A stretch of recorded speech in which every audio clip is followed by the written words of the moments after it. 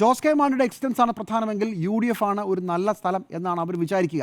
ബാക്കിയുള്ള ആളുകളും കൂടെ വരും, ഇല്ലെങ്കിൽ ആ MLA മാർ പോട്ടെ എന്ന് വിചാരിക്കും.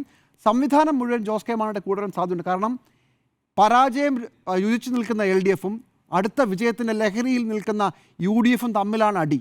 അപ്പോൾ ആരുടെ കൂടെ ആയിരിക്കും അണികൾ പോവുക? ജോസ് കെ മാണിയോടൊപ്പം റാങ്ക് ആൻഡ് ഫയൽ പോകും UDF-ലേക്ക് പോയാൽ എന്നുള്ളത് പ്രധാനപ്പെട്ട കാര്യം തന്നെയാണ് കേരളം മുഴുവൻ. പക്ഷേ പാലായിൽ ജോസ് കെ മാണി ജയിക്കണമെങ്കിൽ കുറച്ചുകൂടെ വെള്ളം കോരേണ്ടി വരും. കാരണം കോൺഗ്രസ്സുകാരായാലും അവിടുത്തെ ജോസഫ് ഗ്രൂപ്പ് കേരള കോൺഗ്രസ്സുകാരായാലും അവരൊക്കെ പാലം വലിക്കാനുള്ള എല്ലാ സാധ്യതയുമുണ്ട്. അത് വേറൊരു കഥ. പക്ഷേ ഇന്നത്തെ ഈ ദിവസത്തിൻ്റെ അവസാനം ഓരോ ദിവസവും ഓരോ സംഭവങ്ങളാണ്. പോറ്റിയായിരുന്നു, അതിനുശേഷം രാഹുൽ മാങ്കൂട്ടത്തിലായിരുന്നു. ഓരോ ദിവസവും വളരെ വലിയ വാർത്തകൾ കൊണ്ടുവന്ന് കളം പിടിക്കുകയാണ്. നോക്കണേ, പ്രേക്ഷകർ തെറ്റിദ്ധരിക്കരുത്, ഇത് ഇലക്ഷന് മുമ്പുള്ള ഇലക്ഷൻ ക്യാമ്പയിൻ തുടങ്ങിക്കഴിഞ്ഞു. പോറ്റിയുടെ അറസ്റ്റ് ഒരു വലിയ ഇലക്ഷൻ ക്യാമ്പയിൻ്റെ ഒരു പ്രധാനപ്പെട്ട നാഴികക്കല്ലായിരുന്നു. രാഹുൽ മാങ്കൂട്ടത്തിൻ്റെ അറസ്റ്റും തുടർന്നുള്ള കാര്യങ്ങളും മറ്റൊരു ക്യാമ്പയിൻ്റെ ഇതായിരുന്നു. ഇന്ന് ആയിഷ പോറ്റിയുടെ കാര്യത്തിൽ ആയിഷ പോറ്റിയെ കൂടെ കൊണ്ടുവരുന്നതും ജോസ് കെ മാണിയുടെ കാര്യത്തിൽ എല്ലാവരെയും കൺഫ്യൂഷനിലാക്കി LDF-നെ ഡിഫൻസിലാക്കി നിൽക്കുന്ന UDF-ൻ്റെ അത് മറ്റൊരു ക്യാമ്പയിൻ സ്ട്രാറ്റജിയാണ്.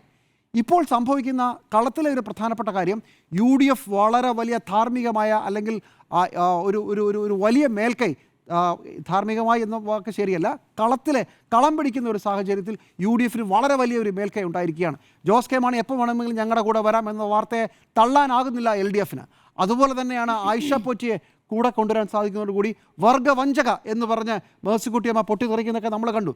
അപ്പോൾ ഒരു പെർസെപ്ഷൻ വാറിൽ UDF ഓരോ ദിവസവും അടിച്ചു കയറുന്ന ഒരു സാഹചര്യമുണ്ട്. പ്രത്യേകിച്ച് കേരള കോൺഗ്രസിൻ്റെ ചർച്ച. ഇനിയിപ്പോൾ കേരള കോൺഗ്രസ് കൂടെ വന്നാലും ഇല്ലെങ്കിലും UDF-ന് കുറച്ച് ദിവസത്തേക്ക് വായുവിൽ നിർത്താൻ പറ്റുന്ന ഒരു വളരെ പ്രധാനപ്പെട്ട ഒരു കഥയായി ഇത് മാറി. നാളെ കേരള കോൺഗ്രസ് വന്നില്ലെങ്കിൽ വന്നില്ല, അത് കുഴപ്പമില്ല. പക്ഷേ നോക്കൂ, ഇപ്പോഴത്തെ ചർച്ച മുഴുവൻ LDF ക്യാമ്പിൽ വളരെ വലിയ മ്ലാനത പടർത്തുകയും ജോസ് കെ മാണി പോകുമോ എന്ന് നേതാക്കളെല്ലാവരും അങ്ങോട്ടും ഇങ്ങോട്ടും ചോദിക്കുന്ന ഒരു സാഹചര്യത്തിലേക്ക് എത്തി. അത് തന്നെയാണ് UDF-ന് വേണ്ടത്. അപ്പോൾ VD സതീശനോട് ചോദിക്കുന്നുണ്ട്, വിസ്മയം 1 വന്നു, നമ്മളിപ്പോൾ വിസ്മയം 1 പേര് വിട്ടു, വിസ്മയം 2 വരുമോ? നോക്കൂ, കാത്തിരിക്കൂ, ഇനി വേറെ എന്തെങ്കിലുമൊക്കെ ആവാം. അപ്പോൾ ഇനി വേറെ എന്തെങ്കിലും ആകുമോ? ആവനാഴിയിലെ അസ്ത്രങ്ങൾ മുഴുവൻ എടുത്തു വെച്ച് ഓരോന്നോരോന്നായി ഇന്ന് ആയിഷ പോറ്റി, നാളെ കേരള കോൺഗ്രസ്, നാളെ മറ്റന്നാൾ മറ്റാരെങ്കിലും എന്ന രീതിയിൽ കഥ നറേഷൻ ഉണ്ടായിക്കൊണ്ടിരിക്കുകയാണ്. മേൽക്കൈ ഈ കാര്യത്തിൽ പെർസെപ്ഷൻ വാറിൽ UDF-ൻ്റെ കയ്യിലാണ്.